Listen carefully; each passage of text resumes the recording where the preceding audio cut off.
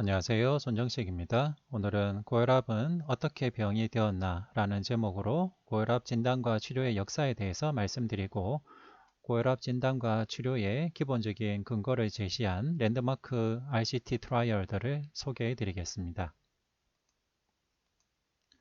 동물에서 최초의 직접적인 혈압을 측정한 사람은 1733년 영국의 수의사이자 목사인 헤일스였습니다.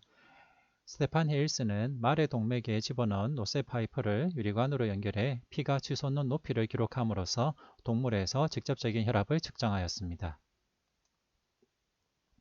1905년에 코르토코프는 최초의 청진 혈압계를 개발했는데요. 수축기 유한기를 구분하는 혈압 측정 방식을 도입했습니다.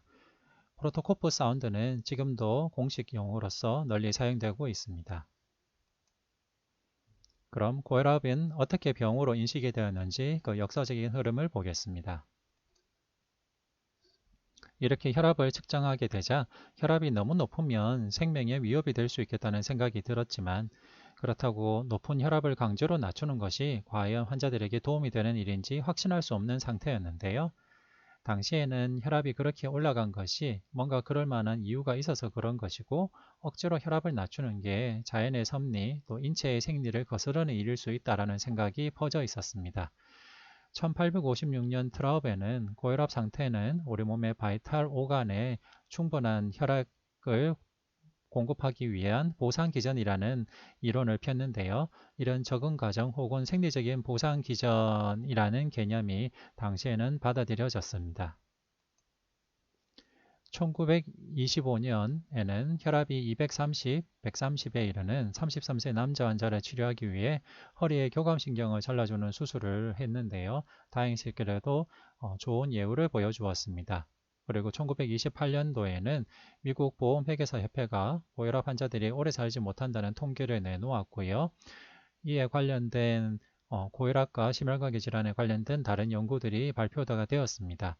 하지만 당시에도 혈압이 올라가는 것은 중요한 장기들에 좀 더 피를 많이 공급해 주려는 인체의 노력이라는 생각이 받아들여지고 있었습니다. 즉, 의사들은 혈압이 전압이나 수압과 비슷하다고 생각했었습니다. 1950에서 60년대에는 프로게마 하트 스터디 연구 결과가 발표되었습니다. 프로게마 하트 스터디 연구를 통해서 고혈압, 이상지질혈증, 흡연이 심혈관 질환의 중요한 위험 요인임이 밝혀졌습니다. 1960년대 중반에는 여러 연구에서 혈압을 내려주면 뇌졸중 발생률이 의미 있게 줄어든다는 결과가 발표되었습니다. 전역 군인들을 조사한 미국 연구인 US 베테랑즈 스터디에서 고혈압 치료를 받은 군이 뇌졸중 발생이 적음을 보여주었습니다. 이런 연구들은 트라우브의 보상 이론이 잘못된 것이다 라는 것을 보여주는 연구 결과였고, 이제는 고혈압은 생리적인 보상 기준으로 내버려 둘 것이 아니라 치료해야 되는 질병 상태라는 생각이 이제 받아들여지기 시작했습니다. 즉, 고혈압 치료의 목표는 심혈관 질환 예방인 것입니다. 그럼 고혈압 영역에서 랜드마크 RCT 트라이얼들을 보겠습니다. 먼저 초창기에 이루어졌던 베테랑즈 어드미니스트레이션 코오퍼레이티브 스터디를 몇 가지 보겠습니다. 1967년에 시행됐던 연구에서는 고혈압의 정의를 DBP 115 이상인 사람으로 보고, 이런 사람들을 인로해서 하이드로클로로다이아자이드, 레설핀, 하이드랄라진으로 혈압 조절을 하였습니다. 이 연구 결과 혈압 조절을 한 군이 고혈압의 심각한 합병증이나 사망이 줄어들었다는 것을 보여주었습니다. 그리고 1970년에 시행됐던 연구에서는 DBP가 90에서 114 사이인 경우에도 혈압 조절을 하는 것이 하트 페일리어나 스트로크, 레날 페일리어 감소에 도움이 됨이 보여주어졌습니다. 그리고 1972년에는 하이드로클로로다이아자이드도 혈압약으로 사용되기 시작하였고, 하지만 이 연구 결과에서는 비교적 젊은 환자군들에서는 고혈압 치료가 명확한 심뇌혈관 질환 예방 효과를 보여주지 못하였습니다.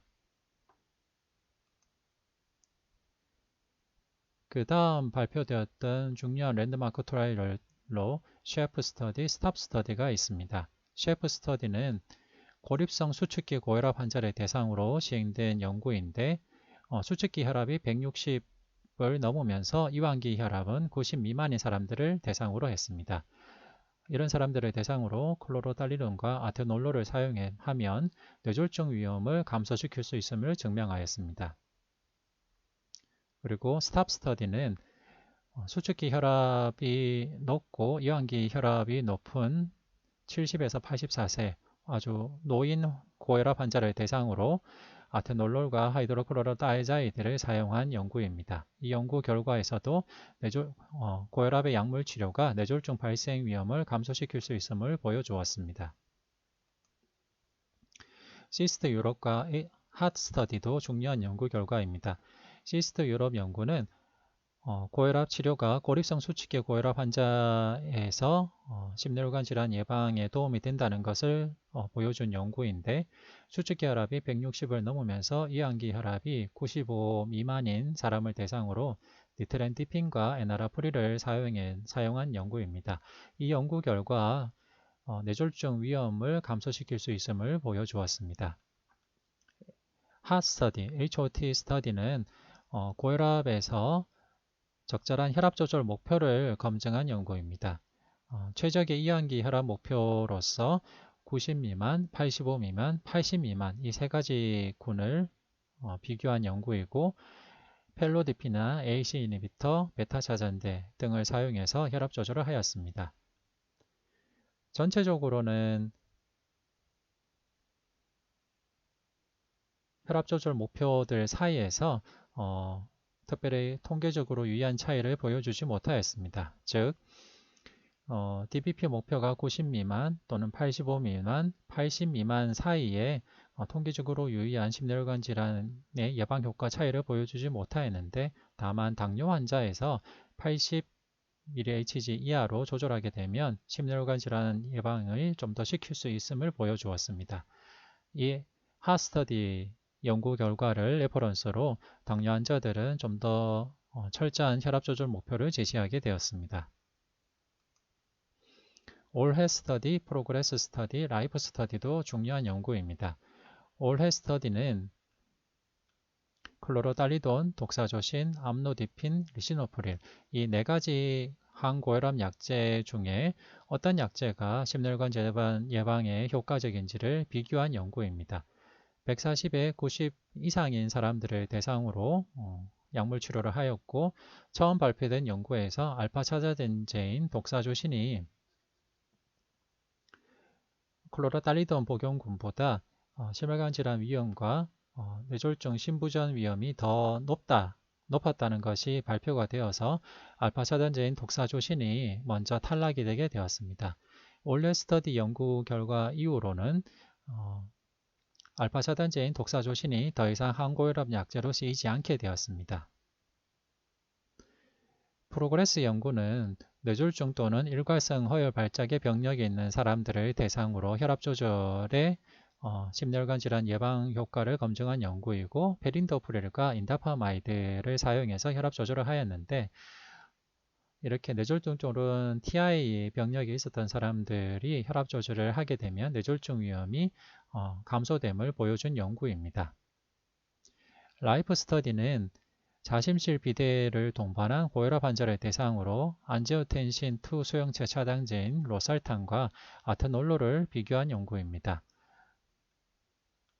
이 연구 결과 로사탄에 비해서 아테놀롤이 심혈관 사망, 특히 뇌졸중 발생 위험이 더 높게 나타나서 우선적으로 로살탄의 심혈관 질환 예방 효과가 검증이 되었지만은 이 라이프 스터디 이후로 또 여러 연구들에서 아테놀롤이 다른 항고혈압 약제에 비해서 심혈관 질환 예방 효과, 특히 스트로크 예방 효과가 떨어짐이 보여져서 결국 아테놀롤이 고혈압 진료 지침에서 1차적으로 사용하는 약물의 리스트에서 탈락이 되게 되었습니다.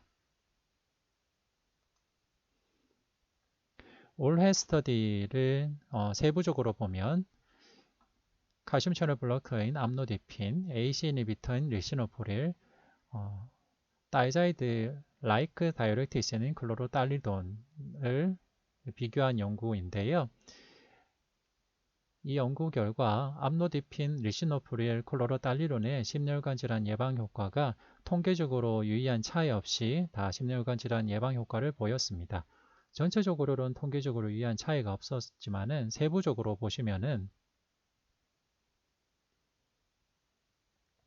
클로로달리돈이 리시노프릴보다는 스트로크 예방 효과가 더 좋음을 알 수 있고,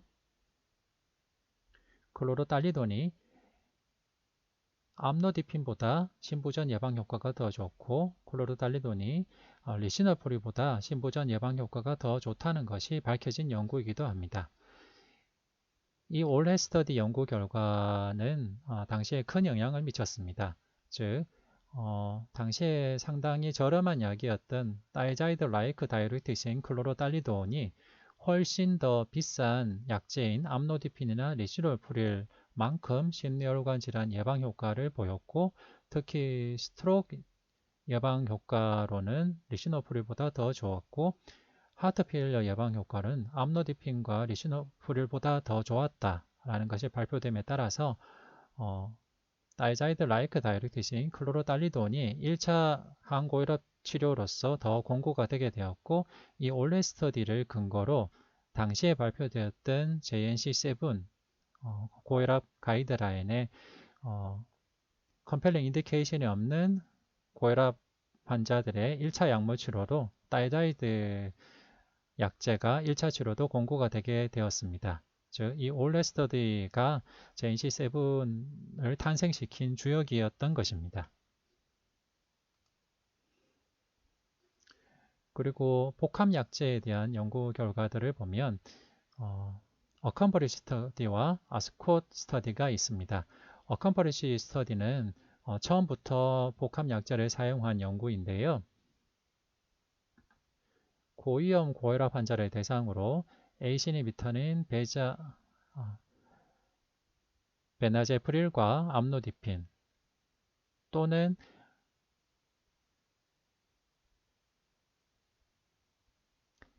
베나제프릴과 다이자이드 이 두 가지를 비교한 연구였습니다. 이 연구 결과 ACE 이니비터 플러스 C12가 훨씬 더 혈압 조절이 잘 되고 심혈관 질환 예방 효과가 좋았다는 것이 검증되어서 항고혈압 약제의 복합 치료제로 ACE 이니비터 플러스 C12가 더 우선적으로 권고가 되게 되었습니다. 아스콧 스터디도 연구 대상군들에게 처음부터 복합 약제가 주어지진 않았지만은 이 아스콧 스터디 연구 결과 아테놀롤 베이스드 복합 약제 치료와 암로디핀 베이스드 복합 약제 치료를 비교했을 때 아테놀롤보다는 암로디핀을 베이스로 한 복합 약제 치료가 더 심혈관 질환 예방 효과가 좋았고, 특히 스트로크 예방 효과가 좋았다는 것을 보여주어서 어컴퍼리시 스터디와 아스콧 스터디 연구 결과에 따라서 칼슘 채널 블로커와 ACE 이니비터 이 복합 약제가 더 우선적으로 권고가 되게 되었습니다. 그리고 밸류 스터디, 시스트 유럽, 하이베 스터디 연구 결과도 중요한 연구입니다. 밸류 스터디는 고위험 고혈압 환자를 대상으로 발사탄과 암로디핀의 심혈관 질환 예방 효과의 차이를 본 연구입니다. 전체적으로는 발사탄과 암로디핀의 심혈관 예방 효과에 차이가 없었지만 세부적으로는 좀 다른 결과가 나타났습니다. 시스트 유럽 연구는 고혈입성 수축기 고혈압이 있는 고령 고혈압 환자에서 즉각적인 고혈압 치료와 지연된 고혈압 치료의 심혈관 질환 예방 효과를 비교한 연구입니다. 수축기 혈압이 160을 넘으면서 이완기 혈압은 95 미만인 사람들을 대상으로 니트렌디필 또는 에나라프릴 제제를 사용해서 혈압 조절을 했을 때 즉각적으로 이 제제를 써서 혈압 조절을 한 군과 약 2년 정도 좀 딜레이 된 고혈압 약물 치료를 한 군이 뇌졸중 발생 위험에 차이가 있었습니다. 따라서 이 연구 결과 이후로는 고위험 고혈압 환자의 경우에는 가능한 조기에 좀 더 철저한 혈압 조절을 권고하게 되었습니다. 앞서 말씀드린 이런 연구 결과가 발표될 때까지도 노인 고혈압 환자의 항고혈압 약물의 심혈관 질환 예방 효과는 잘 검증이 되었었지만은 초고령 고혈압 환자들, 예를 들면 75세나 80세가 넘는 고혈압 환자들에게 항고혈압 약물 치료가 심혈관 질환 예방 효과가 있는지는 사실 검증이 부족한 상황이었습니다. 따라서 하이벤 연구는 초고령 고혈압 환자를 대상으로 항고혈압 약물의 심혈관 질환 예방 효과를 검증한 연구인데요. 하이벤 스터디에서도 인다파마이드와 페린도프릴을 베이스로 한 항고혈압 약물 치료가 모든 원인으로 인한 사망 위험과 뇌졸중 발생 위험을 감소시키는 아주 좋은 결과를 보여주었습니다. 하지만 하이벤 스터디의 연구 결과를 환자에게 적용할 때는 주의할 점이 있습니다. 제일 중요한 점은 하이벤 연구에 참가한 80세 이상의 초고령 고혈압 환자들의 대부분이 심혈관 질환이 없는 비교적 건강한 분들이었다는 거고, 비교적 초기에 인노를 하신 분들은 DBP도 혈압이 높으신 분들이었다는 것입니다. 따라서 하이벤 연구 결과는 비교적 건강하고 일상생활을 잘 하실 수 있는 심혈관 질환이 없는 건강한 초고령 고혈압 환자를 대상으로 이 연구 결과를 적용할 수 있습니다. 즉, 일상생활이 힘들고 심혈관 질환이 이미 발생하거나 노쇠하신 초고령 고혈압 환자들에게는 이 연구 결과를 적용할 수가 없습니다. 그럼 밸류 연구를 좀 더 세부적으로 보도록 하겠습니다. 밸류 연구는 프라이머리 컴포짓 카디악 엔드포인트는 발살탄과 암로디핀에 통계적으로 유의한 차이가 없었지만은 스트로크 같은 경우에는 암로디핀 복용군이 조금 더 적게 발생해서 암로디핀이 스트로크 예방 효과가 좀 더 좋은 것을 보여주었습니다. 그리고 암로디핀 군이 비교적 초기부터 혈압 조절이 잘 돼서 연구에 참여한 수개월 안에 뇌졸중 발생 위험이 감소하기 시작한 것을 보여주었습니다. 다만 발살탄의 장점은 발살탄 치료군에서 뉴온셋 다이아베티스가 더 적게 발생하는 것이 나타났습니다. 즉, ARBG제인 발살탄이 글루코즈 인톨러런스나 인슐린 레지스턴트에 좋은 효과를 보여서 당뇨 발생을 줄일 수 있음을 시사한 연구였습니다. 그리고 당뇨 환자를 대상으로는 UK-PDS 스터디와 어코드 스터디가 중요한 연구이고, CKD 환자를 대상으로는 MDRD 스터디와 AASK 연구가 중요한 연구입니다. 먼저 UK-PDS 연구에 대해서 말씀드리겠습니다. UK-PDS 연구는 처음 당뇨를 진단받은 당뇨 환자를 대상으로 한 연구입니다. 따라서 이 연구에 인솔되신 분들의 평균 나이는 50대인 경우였고, 처음 당뇨를 진단받았기 때문에 당뇨합병증, 특히 심혈관 질환이 동반된 경우가 별로 없는 비교적 중년의 당뇨 초진 고혈압 환자를 대상으로 한 것입니다. 이 연구에서 혈압 조절 목표를 150 미만과 180 미만을 나누었는데 UKPDS 연구에서는 혈압 조절을 당시로서는 좀 더 철저히 한 150 미만으로 조절했을 때 마크로바스큘러 컴플리케이션, 마이크로바스큘러 컴플리케이션이 다 감소한 효과를 보여주었습니다. 이 UKPDS 연구를 근거로 당뇨 환자에서 혈압 조절이 중요함이 더 널리 강조가 되게 되었습니다.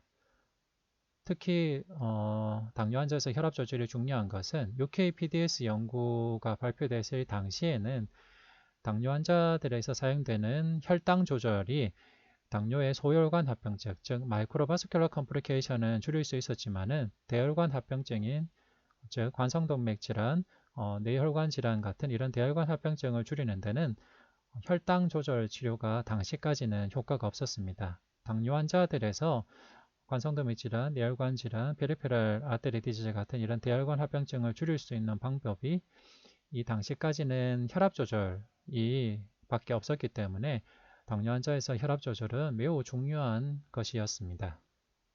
다만 최근에 널리 사용되고 있는 GLP-1 아고니스트와 SGLT2 이니비터 같은 경우에는 경구 이 혈당 조절 효과와 함께 심혈관 질환 예방 효과를 같이 보여준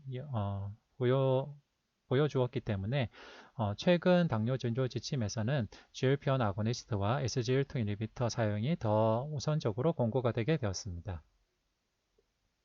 하지만 당뇨 환자에서 혈압 조절이 중요한 것은 여전히 매우 강조가 되고 있는 점입니다. 어코드 스터디는 60대 이상이면서 당뇨 앓은 지 10년 이상이 되시는 비교적 고령의 당뇨 환자들을 대상으로 한 연구입니다. 이 연구에서 좀 더 철저한 혈압 조절 목표인 120 미만과 당시의 컨벤셔널 혈압 조절 목표인 140 미만을 비교했는데요. 상당히 철저한 혈압 조절을 했기 때문에 120 미만으로 혈압 조절하는 군은 SBP 119.3을 달성하였습니다. 이렇게 철저한 혈압 조절을 했음에도 불구하고 전체적인 심혈관 질환 예방 효과는 보여주지 못하였고 단지 약간의 스트로크 감소 효과밖에 보여주지 못하였습니다. 이 어코드 연구 결과를 통해서 노인 당뇨 고혈압 환자의 경우에는 스트로크 고위험군 같은 이런 일부를 제외하고는 혈압 조절 목표가 140 미만으로 권고가 되게 되었습니다.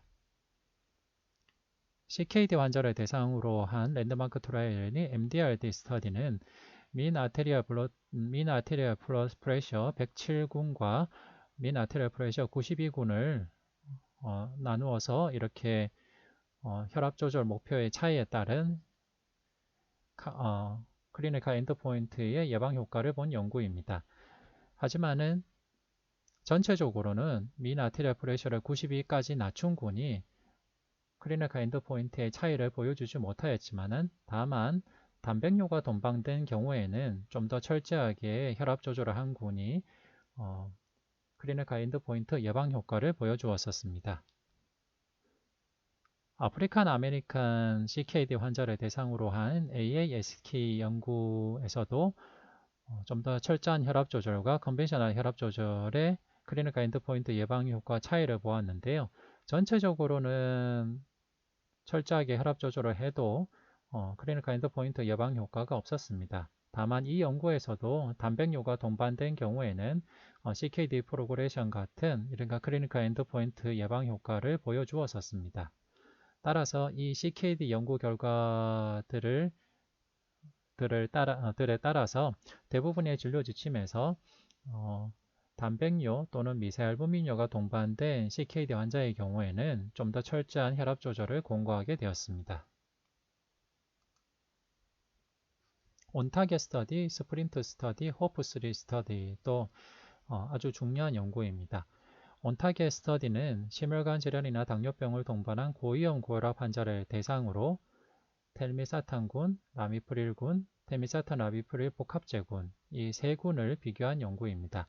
온타겟 스터디 이전까지 발표되었던 ICT에서 고위험 고혈압 환자를 대상으로 제일 좋은 심혈관 질환 예방 효과를 보였던 약은 라미프릴이었습니다. 따라서 온타겟 스터디 이전까지는 제일 좋은 항고혈압 약제가 라미프릴이었는데 이 당시까지만 해도 새로 개발된 약이었던 ARB 제제인 텔미사탄이 라미프릴의 왕자에 도전한 아주 중요한 연구였고 특히 ACE 인히비터 ARB 복합제가 고혈압 환자에게 어떤 효과를 보이는지 검증하는 연구여서 아주 중요한 연구였습니다. 이 연구 결과 텔미사탄이 라미프릴만큼 심혈관 질환 예방 효과를 보여주어서 텔미사탄 제제를 위시한 ARB 제제가 심혈관 예방 효과가 있다는 것을 검증한 아주 중요한 연구가 되었습니다. 하지만 그와 함께 또 중요한 점은 ACE 인히비터 ARB 복합 사용이 심혈관 예방 효과가 추가적으로 없었다라는 것이 또 중요한 결과였고 특히 이 두 약물을 조합했을 때 이게 심혈관 질환의 예방 효과가 더 커지진 않는 반면 더 많은 부작용이 발생하게 된다는 것을 알았습니다. 즉, 저혈압 증상, 실신, 심부전 같은 이런 부작용이 더 생겼기 때문에 온타겟 스터디 결과가 발표된 뒤로 대부분의 고혈압 지침에서는 ACE 인히비터 ARB 복합제는 고혈압 환자에서 고혈압 조절을 위한 목적으로는 사용되지 않도록 권고한다라는 것이 들어가게 되었습니다. 그리고 스프린트 연구는 아주 중요한 연구입니다. 앞서 말씀드린 어코드 스터디 같은 경우는 비교적 60대 이상의 당뇨를 동반한 고혈압 환자를 대상으로 좀 더 철저한 혈압 조절 목표인 120 미만과 컨벤셔널 혈압 조절 목표인 140 미만을 비교했는데 당뇨를 동반한 고혈압 환자의 경우에는 철저한 혈압 조절이 통계적으로 유의한 효과를 보여주지 못한다는 것을 알았습니다. 그렇다면은 어코드 스터디에 포함되는 당뇨를 동반한 고혈압 환자 말고 다른 경우에는 철저한 혈압 조절이 도움이 되는지를 검증하기 위한 연구가 필요했었고 그 연구가 스프린트 연구였습니다. 스프린트 연구 결과 컨벤셔널한 혈압 조절 목표인 140 미만의 목표 치료보다 좀 더 철저한 혈압 조절 목표인 120 미만의 혈압 조절 목표가 심혈관 질환 예방 효과가 더 좋았다라는 것을 보여주었습니다. 더 중요한 것은 올코즈 모탈리티까지 감소해서 아주 드라마틱한 좋은 결과를 보여주었습니다. 다만 이 스프린트 연구는 반드시 고려할 점들이 많은 연구입니다. 이 스프린트 연구는 연구 대상군의 특징이 중요한데요. 우선 철저한 혈압 조절을 위해서 많은 약물이 필요한 사람들은 처음부터 제외를 시켰고 그리고 철저한 혈압 조절 때문에 부작용이 나타날 수 있는 가능성이 있는 분도 제외를 시켰습니다.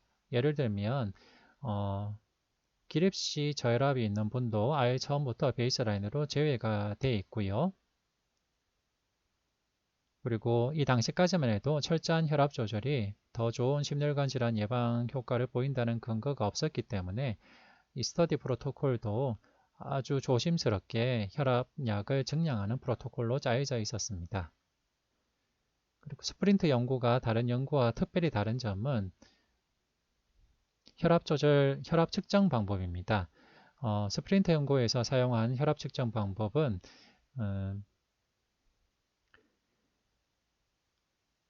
고혈압 환자가 혼자 앉아 있는 조용한 방에 들어가서 등받이가 있고 팔받침이 있는 편안한 환경에서 혼자서 5분 동안 휴식을 취한 다음 그 뒤에 1분 간격으로 3번 측정한 혈압의 평균값을 사용했습니다. 이것은 아주 특별한 혈압 측정 방법인데요. 이렇게 측정한 혈압은 일반적인 오피스 BP보다 아주 낮게 나옵니다. 다른 연구 결과에서 분석한 바로는 오피스 BP보다 SBP가 약 14에서 15 정도 낮은 걸로 나타났습니다. 즉 스프린트 연구에서 120 미만을 혈압 조절 목표로 하였지만은 오피스 BP 혈압 조절로 따진다면 그냥 140 미만으로 낮춘 거랑 별 차이가 없을 수도 있다는 것을 시사하는 내용입니다. 스프린트 연구는 아주 고려할 내용이 많기 때문에 다른 동영상에서 좀 더 세부적으로 말씀을 드리도록 하겠습니다. 그리고 호프3 연구도 중요한 연구인데요. 호프3 연구는 수축기 혈압이 160 미만이고 심각한 심혈관 질환의 중간 위험군에서 시행된 연구입니다. 이 중간 위험군이라는 것이 아주 이 연구의 특징을 나타내는데요. 이전에 시행된 대부분의 항고혈압 약제 RCT는 고위험 고혈압 환자를 대상으로 한 연구였습니다. 고위험 고혈압이라는 것은 메이저 카디오바스큘러 리스크 팩터가 여러 개가 있거나 아니면은 카디오바스큘러 디지즈가 이미 발생한 경우 그런 분들은 나중에 심혈관 질환 발생 위험이 높기 때문에 고위험 고혈압으로 분류가 되게 되는데요. 사실 우리의 진료실 환경에서는 고위험 고혈압 환자보다는 그보다는 위험도가 좀 낮은 중간 위험 고혈압 환자가 더 많습니다. 호프3 연구는 이렇게 중간 위험 고혈압 환자, 즉 1년에 심혈관 질환 발생 위험, 추정할 수 있는 심혈관 발생 위험이 약 1년에 1% 정도 되는 중간 위험 고혈압 환자를 대상으로 칼데사탄과 하이드로클로로다이자이드를 줘서 혈압 조절을 했을 때 얼마만큼의 심혈관 질환 예방 효과가 나타난가를 검증한 연구이고요. 특히 호프3 연구는 그냥 고혈압 환자들만을 대상으로 한 것이 아니라 기존의 고혈압 진단 기준에는 미치지 못하는 다양한 혈압군들을 대상으로 한 연구입니다. 그래서 처음에 홉3 연구에서 기대했던 것은 현재 고혈압 진단, 그 당시까지의 고혈압 진단 기준인 140 이상의 혈압을 보이는 사람들한테 항고혈압 약제를 사용하는 것이 심혈관 질환 예방 효과를 보이는 것은 당연하고 130 이상의 고혈압 이전 단계의 혈압을 보이는 사람도 칸데사이테닐 하이드로클로로다이자이드를 사용하면 심혈관 질환 효과가 나타나는지를 검증하는 것이 연구 목표에 같이 들어있는 연구였습니다. 근데 호프3 연구 결과 칸데사이테닐 하이드로클로로다이자이드를 사용했을 때 수축기 혈압이 143 이상인 군들에서는 심혈관 예방 효과가 나타났지만은 수축기 혈압이 143이 안 되는 다른 군에서는 심혈관 질환 예방 효과가 없었습니다. 그래서 호프3 연구에서 우리가 알 수 있던 다른 교훈은 이 당시까지 사용하던 고혈압 진단 기준인 140이 중간 위험 정도의 심혈관 질환 위험도를 가진 고혈압 환자들에게는 적합한 진단 기준이다 라는 것을 같이 보여주는 연구였습니다. 네, 지금까지 고혈압의 랜드마크 트라이얼들을 봤는데요. 이렇게 역사를 봄으로써 우리가 알 수 있는 것은 달라질 수 있다는 것입니다. 즉, 질병이라는 개념도 하늘에서 뚝 떨어진 것이 아니라 의사와 여러 학자들이 환자들을 관찰하면서 우리 인류에게 나타나는 심각한 질병인 뇌졸중, 관상동맥질환, 심부전 같은 이런 심각한 질병들을 일으키는 원인이 무엇인가를 찾아가면서 혈압이 높은 분들이 뇌졸중, 심부전, 관상동맥질환이 잘 생기는구나 라는 사실을 알게 됨에 따라서 서서히 진단 기준이 생기게 되었고 이렇게 고혈압을 가지신 분들한테 다양한 약물을 사용해서 혈압 조절을 했을 때 이런 심혈관 질환 발생 위험이 감소가 된다는 RCT 연구 결과들이 축적됨에 따라서 고혈압이 좀 더 견고하게 질병으로서 인식이 되기 시작했고 고혈압 진단 기준도 처음에 DBP 110 이상에서 조금씩 내려가게 되었습니다. 그래서 결과적으로는 고혈압 진단 기준이 130에 80까지 내려왔지만은 또 몇몇 RCT에서는 그런 철저한 혈압 조절이 모든 고혈압 환자에게 도움이 되는 것은 아니다 라는 것까지 보여주었습니다. 따라서 우리가 현재 생각하던 고혈압이라는 이 질병 개념은 역사적으로 형성된 것이고 또 앞으로 나타나는 발표되는 여러 연구 결과에 따라서 얼마든지 달라질 수 있다는 것을 보여줄 수 있는 좋은 예입니다. 따라서 우리가 어떤 질병에 대해서 공부할 때 이 질병도 결국은 역사의 산물이고 앞으로도 달라질 수 있다. 그리고 진단 기준도 달라질 수 있고 치료 약조도 달라질 수 있지만은 이 질병에 대한 개념, 이 질병에 대한 접근법, 그리고 질병에 대한 의사들의 인식 자체도 달라질 수도 있다라는 것을 이 역사의 교훈으로서 잘 알아두시면 좋겠습니다. 다음에는 이 각각 연구들에서 몇몇 중요한 연구들은 따로 좀 더 자세히 설명해 드리도록 하겠습니다. 네, 이상 경청해 주셔서 감사합니다.